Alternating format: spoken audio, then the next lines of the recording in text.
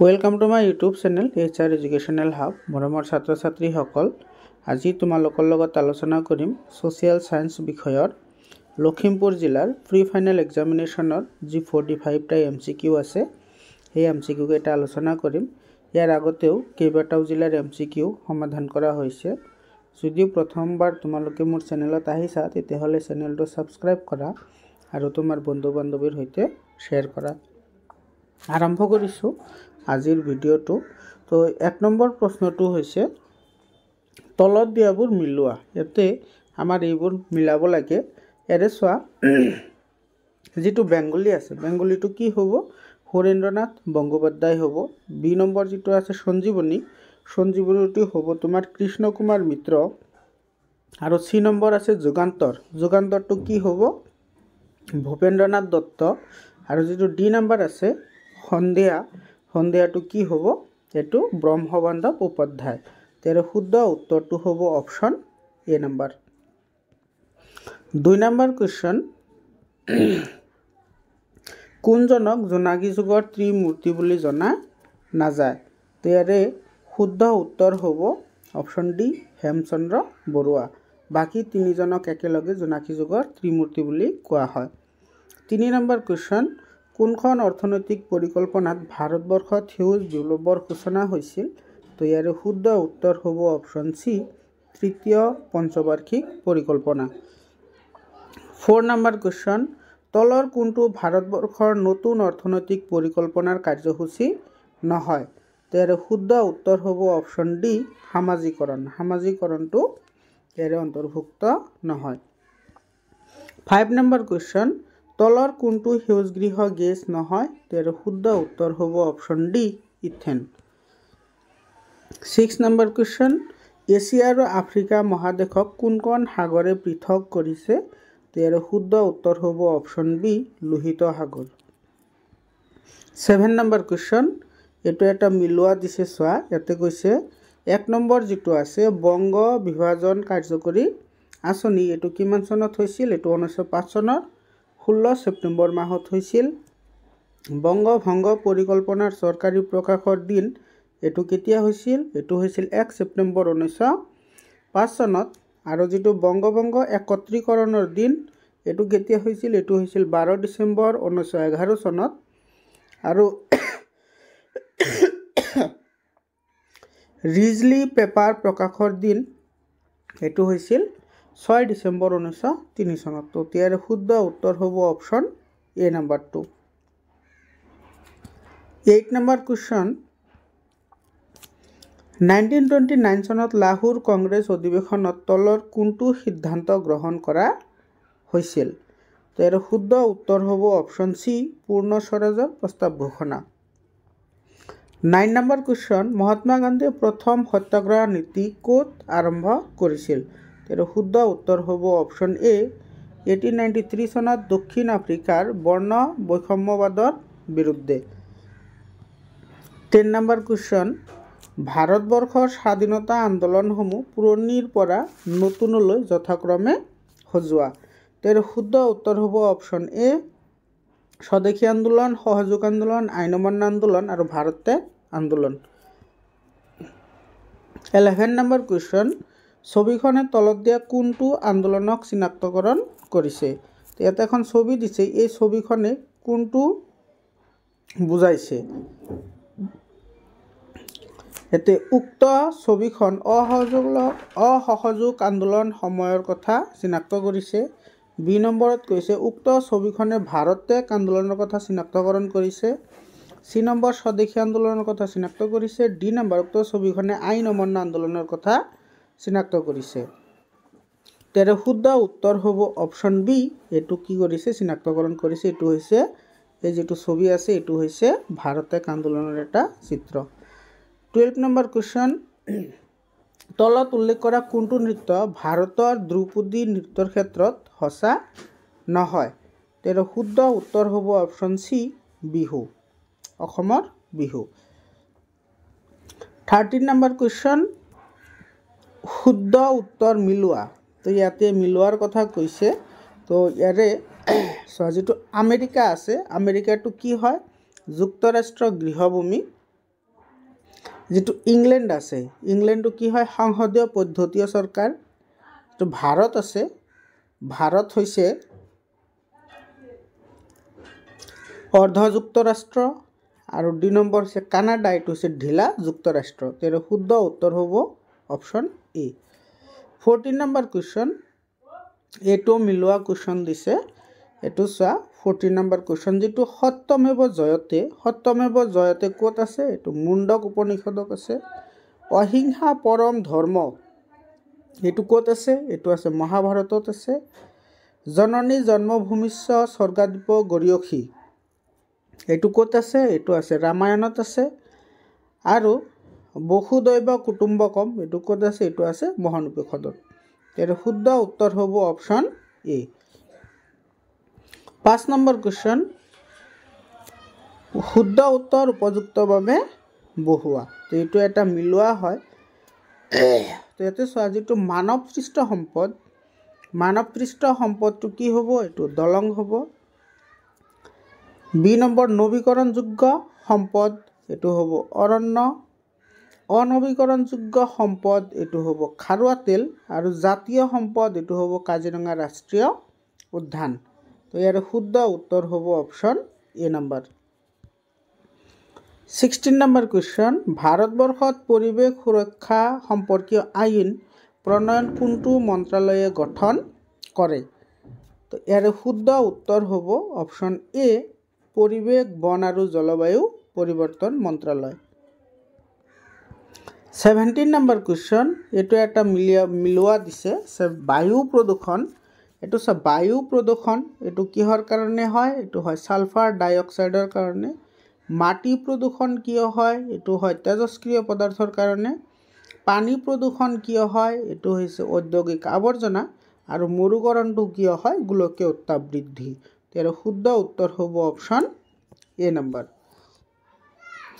18 number question উপকূলৰ পৰা সাগৰ মহাসাগৰৰ মাজলৈ যথাক্ৰমে থকা মহাসাগৰীয় স্তৰসমূহ সজোৱা তেৰ শুদ্ধ উত্তৰ হ'ব এ নম্বৰ এটো মহিশোপাল মহিডাল গভীৰ সমুদ্ৰতল এটো সমুদ্ৰতলীয় দ্ৰোণী সামুদ্ৰিক শৈলশিৰা 19 নম্বৰ কোৱেশ্চন পৃথিৱীৰ দ্বিতীয় আৰু তৃতীয় বৃহত্তম মহাসাগৰ দুখন বাছি উলিওৱা তেৰ শুদ্ধ উত্তৰ হ'ব অপচন সি আটলান্টিক মহাসাগৰ আৰু ভাৰত মহাসাগৰ 20 নম্বৰ কোৱেশ্চন অসমৰ বিমান বন্দৰসমূহ যথাক্ৰমে সজোৱা তো ইয়াৰে যেটো তেজপুৰ আছে তেজপুৰটো কি আছে এটো হালিনিবাৰী আছে যেটো যোৰহাট আছে যোৰহাটটো কি হয় ৰৰৈয়া আৰু যেটো ডিব্ৰুগড়টো কি হ'ব মোহনবাৰী আৰু উত্তৰ লখিমপুৰটো লালিবাৰী আৰু গুৱাহাটীটো কি হ'ব বৰঝাৰ তেৰ শুদ্ধ উত্তৰ হ'ব অপচন বি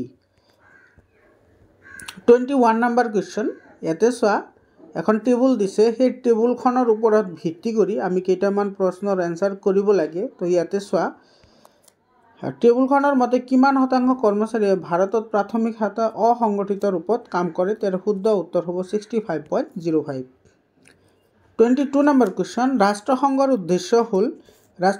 উদ্দেশ্য কি আছিল আন্তঃৰাষ্ট্ৰীয় শান্তি আৰু নিৰাপত্তা বজাই ৰখা এটো সঁচা দেশসমূহৰ মাজত বন্ধুত্বপূৰ্ণ সম্পৰ্ক প্ৰতিষ্ঠা কৰা তো এটো সঁচা তো এ আৰু বি দুয়োটা সঁচা গতিকে শুদ্ধ উত্তৰ হ'ব এ নম্বৰ 23 নম্বৰ কোৱেশ্চন ভাৰতবৰ্ষৰ শাসন ব্যৱস্থা হৈছে প্ৰকৃত যুক্তৰাষ্ট্ৰীয় শাসন ব্যৱস্থা তো এটো সঁচা হয় সংবিধানত যুক্তৰাষ্ট্ৰীয় শাসন ব্যৱস্থাৰ বহুতো বৈশিষ্ট্য প্ৰতিফলিত হয় এটো কিন্তু মিছা গতিকে শুদ্ধ উত্তৰটো হ'ব বি নম্বৰ এটো যুক্তিটো সঁচা কিন্তু উক্তিটো ভুল 24 নম্বৰ কোৱেশ্চন তলত উল্লেখ কৰা বেংকসমূহক প্ৰকাৰ আৰু আকাৰ অনুসৰি ডাঙৰৰ পৰা সৰুলৈ সজোৱা তেৰ শুদ্ধ উত্তৰ হ'ব option B D C B A মানে ডাঙৰ ৰিজাৰ্ভ বেংক তাৰপিছত চৰকাৰী ৰাষ্ট্ৰীয়কৰণ বেংক গ্ৰাম্য অঞ্চল বেংক তাৰপিছত আছে ব্যক্তিগত বেংক 25 নম্বৰ অসমত 1957 চনত চিপাহী বিদ্ৰোহ বিফল হৈছিল তো ইয়াৰ শুদ্ধ উত্তৰ হ'ব এ নম্বৰ বিদ্ৰোহীৰ সংখ্যা তাকৰ আছিল বিদ্ৰোহীৰ পৰিকল্পনা গ্ৰহণ গোপনীয়তা ৰক্ষা কৰিব নোৱাৰিলে এটিও শুদ্ধ আৰু অস্ত্ৰ শস্ত্ৰৰ যোগান নাছিল এইটো শুদ্ধ তো ইয়াৰ শুদ্ধ উত্তৰ হ'ব অপশ্যন এ বি আৰু চি তিনিওটা শুদ্ধ 26 নম্বৰ কুৱেশ্যন কৃষক বিদ্ৰোহৰ সময়ত ৰাইজমেল হ'ল কৃষক বিদ্ৰোহৰ সময়ত ৰাইজমেল কি আছিল তো ইয়াৰ শুদ্ধ উত্তৰ হ'ব অপশ্যন বি এ বি আৰু চি তিনিওটা শুদ্ধ এ নম্বৰটো শুদ্ধ বি নম্বৰটো শুদ্ধ আৰু চি নম্বৰটো শুদ্ধ 27 নম্বৰ কুৱেশ্যন তলত উল্লেখ কৰা অনুষ্ঠানসমূহ যথাক্ৰমে সজোৱা তো ইয়াতে যিকেইটা সভা আছে এই সভাকেইটা আমাৰ মিলাব লাগে তো ইয়াতে ইয়াৰ শুদ্ধ উত্তৰ হ'ব অপশ্যন বি নম্বৰ এইটো শুদ্ধ হ'ব 28 নম্বৰ কুৱেশ্যন তলত উল্লেখ কৰা বিষয়সমূহ যথাক্ৰমে সজোৱা তো ইয়াৰে চোৱা যিটো অৰ্থশাস্ত্ৰ আছে অৰ্থশাস্ত্ৰটো কি হয় এইটো ৰাজনৈতিক বিষয়ৰ ওপৰত হয় বি নম্বৰত আছে ৰজত ৰংগিনী কি হয় এইটো বুৰঞ্জী বিষয়ৰ হয় চি নম্বৰত আছে সুশ্ৰুত সংহিতা এইটো হৈছে চিকিৎসা বিষয় আৰু আৰ্যভট্ট এইটো হৈছে গণিত বিষয় ইয়াৰ শুদ্ধ উত্তৰ হ'ব অপশ্যন চি এ এইটো শুদ্ধ উত্তৰ হ'ব অপশ্যন এ নম্বৰটো 29 নম্বৰ কুৱেশ্যন তলত উল্লেখ কৰা কোনটো হিন্দু সভ্যতাত নাছিল ইয়াৰ শুদ্ধ উত্তৰ হ'ব option D iron 30 number question মুদ্ৰাৰ ক্ৰমবিকাশ পুৰণিৰ পৰা নতুনকৈ ক্ৰমাগতভাৱে সজোৱা ইয়াৰ শুদ্ধ উত্তৰ হ'ব অপশ্যন এ বিনিময় প্ৰথা জন্তুৰ মান অমৌদ্ৰিক ধাতুমান ধাতু মুদ্ৰা আৰু কাগজী মুদ্ৰা 31 নম্বৰ কুৱেশ্যন প্ৰাচীন কালৰে পৰা অসমলৈ প্ৰব্ৰজন হোৱা জনস্ৰোতসমূহ মিলোৱা ইয়াৰ শুদ্ধ উত্তৰ হ'ব অষ্ট্ৰিকসকল কি আছিল এইটো খাচী আৰু জয়ন্তীয়া আছিল মংগোলীয়াসকল কোন আছিল মংগোলীয়াসকল আছিল বড়ো মিচিং আহোম আৰু ককেচিয়া কি আছিল এইটো ব্ৰাহ্মণ কলিতা নাথ কৈৱৰ্ত ইয়াৰ শুদ্ধ উত্তৰ হ'ব option A number 32 number question ইয়াতেও এইটো মিলাব লাগে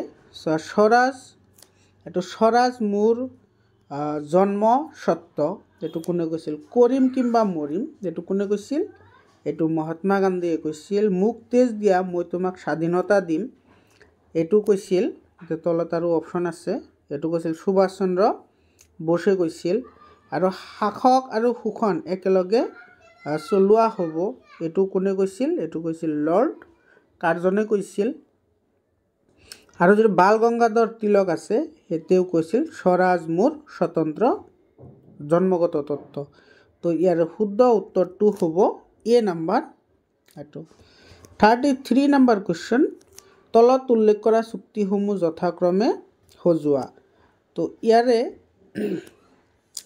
1 নম্বৰ আছে আংশিকভাৱে আণৱিক অস্ত্ৰ সংকোচন চুক্তি এইটো কেতিয়া হৈছিল এইটো হৈছিল 1963 দুই নম্বৰত আছে বহি মহাকাশ চুক্তি এইটো কেতিয়া হৈছিল এইটো হৈছিল 1967 আৰু পাৰমাণৱিক অস্ত্ৰ সংকোচন চুক্তি এইটো হৈছিল 1986 আৰু সমুদ্ৰতলীৰ নিয়ন্ত্ৰণ চুক্তি এইটো হৈছিল তোমাৰ 1971 ইয়াৰ শুদ্ধ উত্তৰ হ'ব অপশ্যন এ নম্বৰটো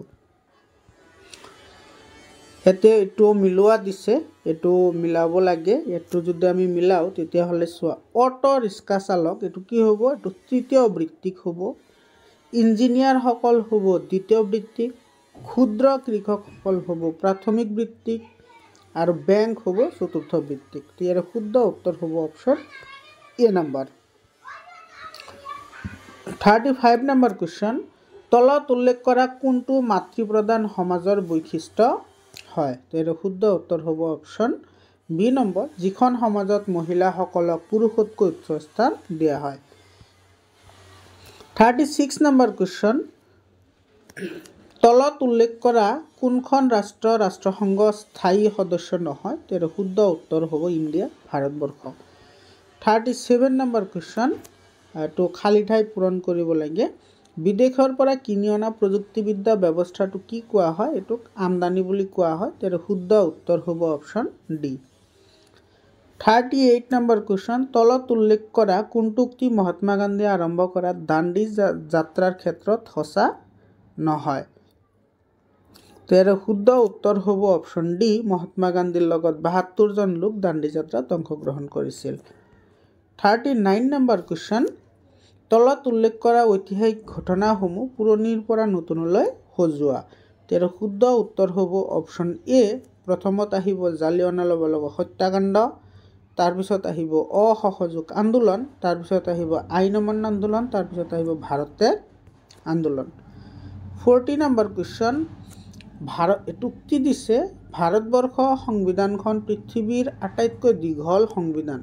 এইটো সঁচা, পৃথিৱীৰ বিভিন্ন সংবিধানৰ পৰা ধাৰ কৰা এখন সংবিধান, এইটো মিছা।